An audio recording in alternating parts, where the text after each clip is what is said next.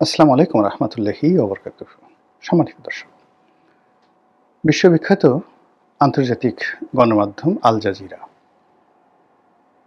সেই আল জাজিরার সঙ্গে জনাব সজীব ওয়াজেদ জয়ের একটি সাক্ষাৎকার এখন রীতিমতো viral, talk of the country.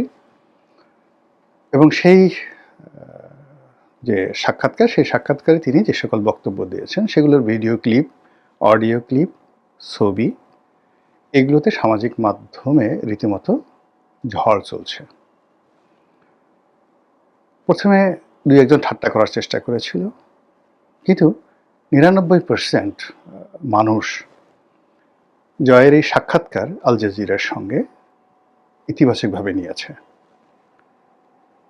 সেখানে জয়ের বডি ল্যাঙ্গুয়েজ, তার ড্রেস কোড অর্থাৎ তার যে পোশাক, তার পোশাকের কালার কম্বিনেশন, তার হেয়ার স্টাইল অর্থাৎ তিনি যেভাবে চুল কেটেছেন, শেভ করেছেন, যেভাবে বসেছেন, পায়ে যে জুতোটি পরেছেন শো, তার কালার, তারপরে যে মোজা পরেছেন, সক্স, সব মিলিয়ে একেবারে জুতোর তলা থেকে শুরু করে একদম মাথার চুল পর্যন্ত সব কিছু নিয়ে চুলচেরা বিশ্লেষণ চলছে সামাজিক মাধ্যমে।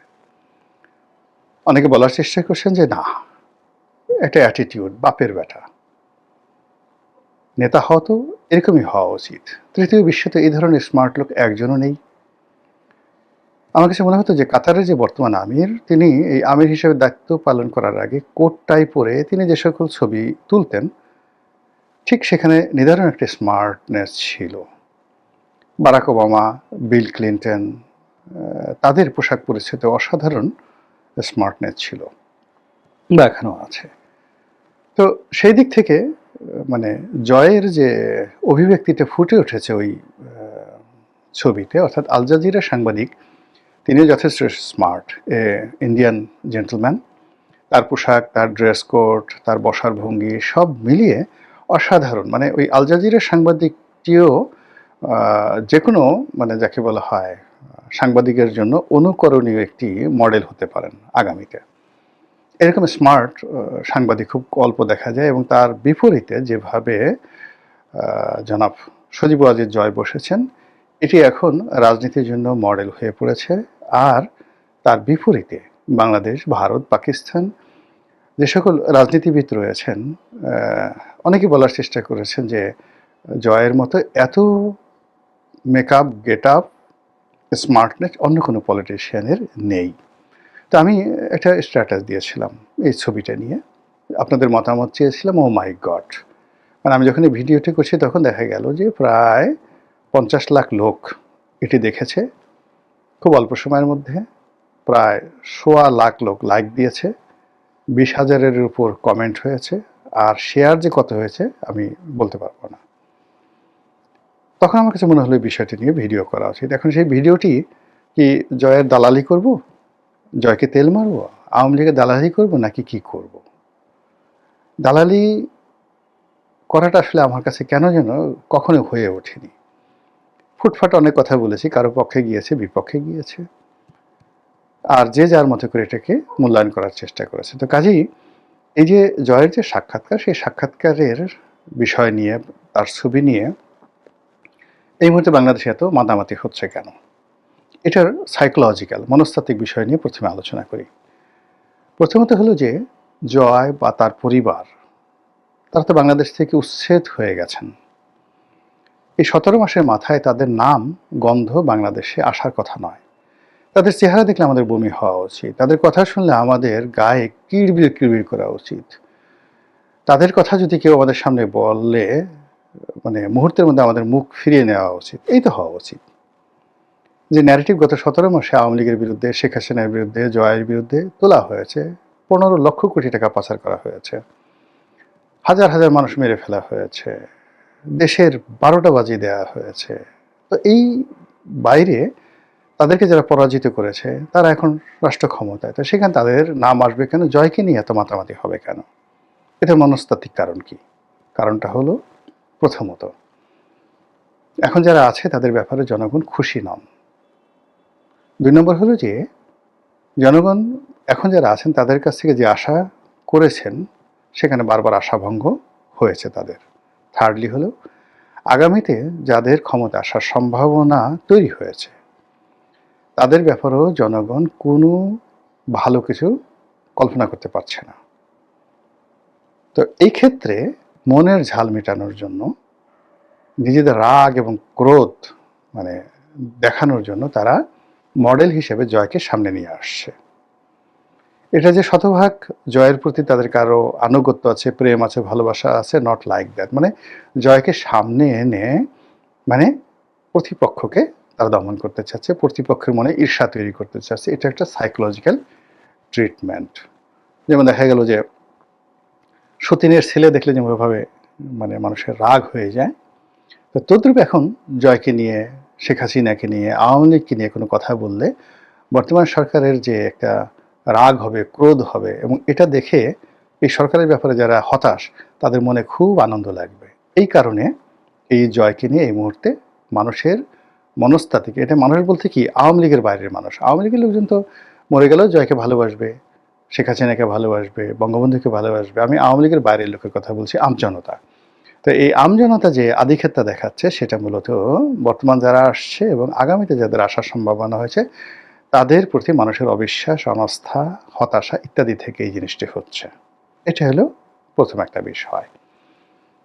দ্বিতীয় যে বিষয়টি সেটা হলো আন্তর্জাতিক গণমাধ্যম কেন এখন জয়, শেখ হাসিনা, আওয়ামী লীগকে নিয়ে মাতামাতি করছে, সেটিও কিন্তু গুরুত্বপূর্ণ একটা বিষয়। এবং এর পিছনে আন্তর্জাতিক রাজনীতি, তাদের যে থিম, তাদের যে চিন্তা চেতনা, আপনারা জানেন যে এই আল জাজিরাই কিন্তু একটা সময় প্রাইম মিনিস্টার্স মেন করেছিল, তো প্রধানমন্ত্রীর কাছের লোক, এবং একাধিকবার আওয়ামী লীগ সরকারের বিরুদ্ধে তারা বিভিন্ন প্রতিবেদন প্রকাশ করে হইচই ফেলে দিয়েছিল এবং শেখ হাসিনাকে যথেষ্ট বিব্রতকর অবস্থায় পড়তে হয়েছে। তো সেই আল জাজিরা কেন এখন ডক্টর মোহাম্মদ ইউনূসের পিছনে লেগেছে?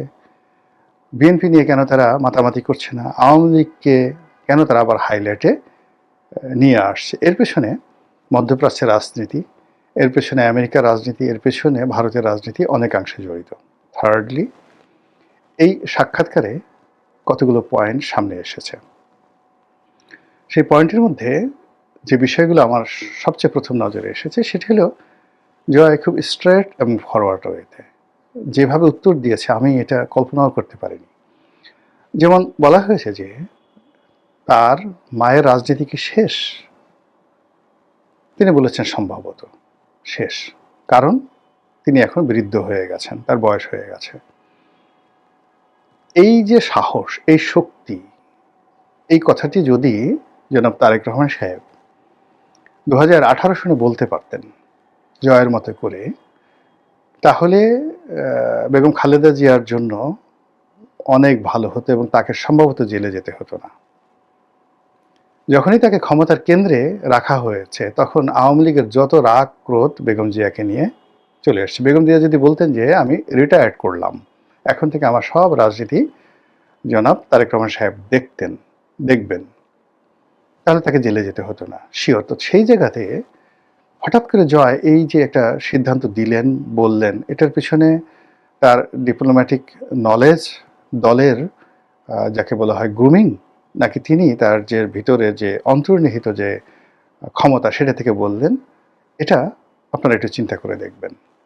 এই যে তাকে শেখ হাসিনাকে রিংয়ের বাইরে দেওয়া এবং তার যারা রাজনৈতিক প্রতিপক্ষ সেই প্রতিপক্ষদেরকে তিনি নিষ্ক্রিয় করে দিলেন যে তিনি বয়স হয়ে গেছেন আর রাজনীতিতে তিনি থাকবেন না। এগুলো এক। তারপর তার মাকে ডিফেন্ড করার এবং জুলাইয়ের গণ অভ্যুত্থান এবং গণহত্যা এই বিষয়গুলো নিয়ে তিনি যে বক্তব্য দিয়েছেন, সেই বক্তব্য আপনি স্বীকার করেন বা না করেন, কিন্তু এই বক্তব্যের যে যুক্তি, সেই যুক্তি আপনি অস্বীকার করতে পারবেন না। আমাদের দেশের লোক বন্দুককে ভয় পায় জমের মতো, লাঠি বাঁশিকে ভয় পায় জমের মতো। আমরা এখন দেখেন একেবারে তরুণ প্রজন্মের যারা নেতা রয়েছেন তাদের ভয়ে আমরা কিভাবে থরথর করে কাঁপছি। যে ডক্টর মোহাম্মদ ইউনূস, জামাতের আমির জনাব তারেক রহমান সাহেব এই কয়দিন আগে 17-18 মাস আগে ছিলেন মজলুম, এখন আমরা তাদের ভয়ে কাঁপছি, তাদেরকে তোয়াজ তদবির করছি, তাদেরকে ভবিষ্যৎ রাজা উজির মন্ত্রী বানিয়ে আমরা তাদের কাছাকাছি যাওয়ার চেষ্টা করছি। তো সেখানে অত্যন্ত প্রতাপে, প্রচণ্ড প্রতাপে শেখ হাসিনা ক্ষমতায় ছিলেন, তো তিনি ইচ্ছা করলে তো অনেক মন্দ কাজ করতে পারেন। ইরানের দিকে তাকান না কেন? একটি ক্ষমতাধর রাজনৈতিক দলের অনেকগুলো অপশন থাকে। ইরান তার মিলিটারি দিয়ে নির্বিচারে গুলি চালিয়েছে, হাজার হাজার মানুষ মেরে ফেলেছে। এরপরে যখন জনগণ রাস্তায় নেমে এসেছে সরকারের বিরুদ্ধে, তার কাউন্টারে সরকার তার পক্ষের যারা লোকজন রয়েছে তাদেরকে রাস্তায় নামিয়ে দিয়েছে। কয়জন মরবে, কয়জন ড্যামেজ হবে, ডাজ নট ম্যাটার, এগুলো নিয়ে তারা চিন্তাই করেনি। সমস্ত দেশ ব্ল্যাক আউট করে দিয়ে তারা সেই কাজগুলো করেছে, ফলে সারা বিশ্ব স্টপ হয়ে গেছে, চক্রান্তকারী স্টপ হয়ে গেছে, এবং ইরান এখন নিয়ন্ত্রিত একটি রাষ্ট্র। তো সেই কাজটি কেন শেখ হাসিনা পারবেন না? তার তো লোকজনের অভাব ছিল না। তারপরে তার পুলিশে, তার সেনাবাহিনীতে তার অনুগত লোকের অভাব ছিল না। কেন তিনি সেই কাজটি করেনি সেটাকে পয়েন্ট আউট করার চেষ্টা করেছেন যে তিনি এটা চাননি। তিনি যদি করতে চাইতেন তাহলে তিনি এখন ক্ষমতায় থাকতেন। এর চেয়ে সহজ সরল বাংলায় আর কোনো উত্তর হতে পারে না, এবং কথাটি তিনি ইংরেজিতে বলতে গিয়ে যে শব্দ চয়ন করেছেন এবং যেভাবে তার চোয়ালকে তিনি দৃঢ় করেছেন, এবং তিনি যখন সে সাংবাদিকের সঙ্গে কথা বলছিলেন তখন তার ডান হাতটি যেভাবে উঠেছিল, তিনি তার 5টি আঙ্গুল স্বাভাবিকভাবে রেখে তিনি তাকে বোঝানোর চেষ্টা করেছিলেন হাত নেড়ে নেড়ে। কিন্তু যখন তার এই মায়ের এই প্রসঙ্গটি আসলো তখন মুহূর্তের মধ্যে তিনি যাকে বলা হয় দৃঢ় হয়ে গেলেন, স্বাধীন চেতা হয়ে গেলেন। বাঘের গর্জনের মতো তিনি গর্জন দেওয়ার চেষ্টা করলেন, এবং যেভাবে বাঘ শিকার করার সময় হঠাৎ করে তার থাবার মধ্যে থেকে নখগুলো বের করে নিয়ে আসে, ঠিক সেইভাবে তিনি তার 5টি আঙ্গুলের মধ্যে 4টি আঙ্গুলকে মুষ্টিবদ্ধ করে তার যে তর্জনী, সেই তর্জনীটিকে তিনি উঁচিয়ে পয়েন্ট আউট করলেন, যেটাকে আমরা মানে ইংরেজিতে যেটিকে বলি পয়েন্ট ম্যান। ওই আঙ্গুলকে বলা হয় পয়েন্ট ম্যান। আমরা ছোটবেলায় একটা কবিতা পড়েছি না, where is a thumbkin, where is a thumbkin, here am, how are today sir, very good, এরকম একটা কবিতা বলছি না? তো বুড়ো আঙ্গুল এটাকে থামকিন, আর ওটাকে বলা হয় পয়েন্ট ম্যান। আপনি যখন কোনো একটা জিনিস সুনির্দিষ্ট করে পয়েন্ট আউট করতে চান, চোখে আঙুল দিয়ে দেখিয়ে দিতে চান, কাউকে খোঁচা দিতে চান, কানে আঙুল দিতে চান, তখন আপনি যে আঙুলটি ব্যবহার করেন সেটিকে বলা হয় পয়েন্ট ম্যান। এবং ঠিক ওই জায়গাটাতে এই পয়েন্ট ম্যান দিয়েই কিন্তু বন্দুকের ট্রিগার টিপে এই আঙ্গুল উঁচিয়ে মানুষকে ধমক দেওয়া হয়, এই আঙ্গুল উঁচিয়ে মানুষকে ডাকা হয়। কেমন? আপনি দেখেন কাউকে যদি কোনো প্রিয়সীকে বা প্রিয়জনকে যখন আপনি কাছে ডেকে আনবেন তখন কোন আঙ্গুল বাঁকা করে আপনি ডাকবেন কেমন, আর কোন আঙ্গুল দিয়ে আপনি ঘি উঠাবেন? এই পয়েন্ট ম্যান দিয়ে।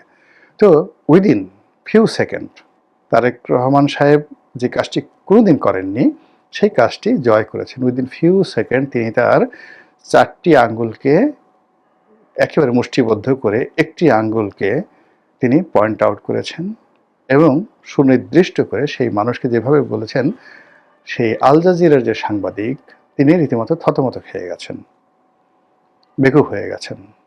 আর এই বিষয়টি সাধারণ মানুষ কিন্তু লুফিয়ে নিয়েছে, এবং এটার মধ্যেই তারা একজন স্টেটসম্যান, এই জয়ের স্টেটসম্যান এই যোগ্যতাটা খুঁজে পেয়েছেন। জয়ের মধ্যে যে সুপ্ত প্রতিভা আছে, তার মধ্যে যে ন্যাচারাল লিডারশিপ কোয়ালিটি রয়েছে, এবং সেই ন্যাচারাল লিডারশিপ কোয়ালিটির কারণে যে কোনো পরিবেশ পরিস্থিতিতে তিনি প্রকৃতিগতভাবে যে রেসপন্ড করতে পারেন, তাকে যে শিখিয়ে দিতে হয় না, তাকে যে বলে দিতে হয় না, তার ভিতর থেকে অন্তর্নিহিত শক্তিগুলো যে বের হয়ে এসে শব্দ তৈরি করে, তাল তৈরি করে, লয় তৈরি করে, ছন্দ তৈরি করে, এটি এই সাক্ষাৎকারে ফুটে উঠেছে বলে আওয়ামী লীগের লোকজন মহা খুশি, আর আমজনতা তারাও এটাকে অস্বীকার করতে পারছেন না। এরপর হলো তার যেটা সুন্দর শরীর আছে, লম্বা শরীর আছে, পোশাক আশাক পরলে যে তাকে ভালো লাগে, আর তিনি পোশাক আশাক কেনার সময়, বানানোর সময় তিনি যে কালার ম্যাচ করতে পারেন, পছন্দ করতে পারেন, আবার এগুলো পরার পর তার যে ফিটিং ভালো হয়, কুঁচকে থাকে না, যেখানে সেখানে কুঁচকে থাকে না, তার জুতোটা মানে তার মুখের সঙ্গে মিলে না। অনেকের দেখবেন যে মুখ গোলগাল, জুতো পরছে লম্বা, অনেকের মুখ দেখবেন যে লম্বা, জুতো পরছে গোলগাল, ঢাউস আকৃতির একটা জুতো পরেছে। জুতো পরেছে তো সেই বিভিন্ন রং বেরঙের, সাদা জুতো পরেছে, লাল জুতো পরেছে, মানে বিশ্রী রকম দেখতে। হ্যাঁ, যেগুলো নিয়ে গান আছে, মানে দাদাবাবু যায় লাল জুতো পায়, দিদিরে সব কি যেন একটা গান আছে না, তাকিয়ে থাকে, এরকম অদ্ভুত, অদ্ভুত জিনিসগুলো অনেকের দেখবেন। তো সেই দিক থেকে জয়ের যে ড্রেস কোড, সে যেভাবে বসেছেন, যেভাবে পায়ের উপর পা তুলেছেন ক্রস লেগ, পায়ের উপর পা তোলার পরে বেশিরভাগ লোকের দেখবেন যে সে যে সক্স পরেছে, মোজাটা পরেছে, অনেক সময় শর্ট মোজা পরে পায়ের একটা অংশ দেখা যায়, গোড়ালির একটা অংশ দেখা যায়, লোম-ঠোম বের হয়ে থাকে। ভীষণ রকম বিশ্রী লাগে। তো সেই দিক থেকে তার ওই যে ক্রস লেগ করার ফলে যে পরিমাণ প্যান্ট উঠেছে, তার সঙ্গে, সঙ্গে তার সক্স সেটা ঢেকে দিয়েছে। আর সে যেভাবে লম্বা শরীর, সেই লম্বা শরীরের সঙ্গে তার জুতার যে আকৃতি, তার যে ডিজাইন, এই পুরো জিনিসটা এমনভাবে ম্যাচ করেছে। মনে হচ্ছে যে মানে আ আপনি টম ক্রুজ বলেন, শাহরুখ খান বলেন, যারা এই মুহূর্তে খুবই স্টাইলিস্ট দুনিয়াতে, তার চেয়ে জয়ের যে স্টাইলটা, সেই স্টাইলটা অনেকের কাছে দৃষ্টি আকর্ষণ করেছে। অন্য সময় তার চেহারার মধ্যে যে একটা ফ্রাস্ট্রেশন এসছে, আ তো সেই তুলনায় এবার দেখা গেল বেশ সে অবিচল, শান্ত এবং দৃঢ়। তো এই বিষয়গুলো নিয়ে ভীষণ রকম আলোচনা হচ্ছে এবং সেই আলোচনার প্রেক্ষিতে আগামীর গণতন্ত্র, আগামী রাজনীতি সবকিছুতে মানুষ যে জয়কে সম্পর্কিত করার চেষ্টা করছে, আমি এর মধ্যে মন্দ কিছু দেখি না। মহান আল্লাহ আমাদের সবাইকে হেদায়েত দান করুন এবং হেফাজত করুন। আসসালামু আলাইকুম ওয়া রাহমাতুল্লাহি ওয়া বারাকাতুহু।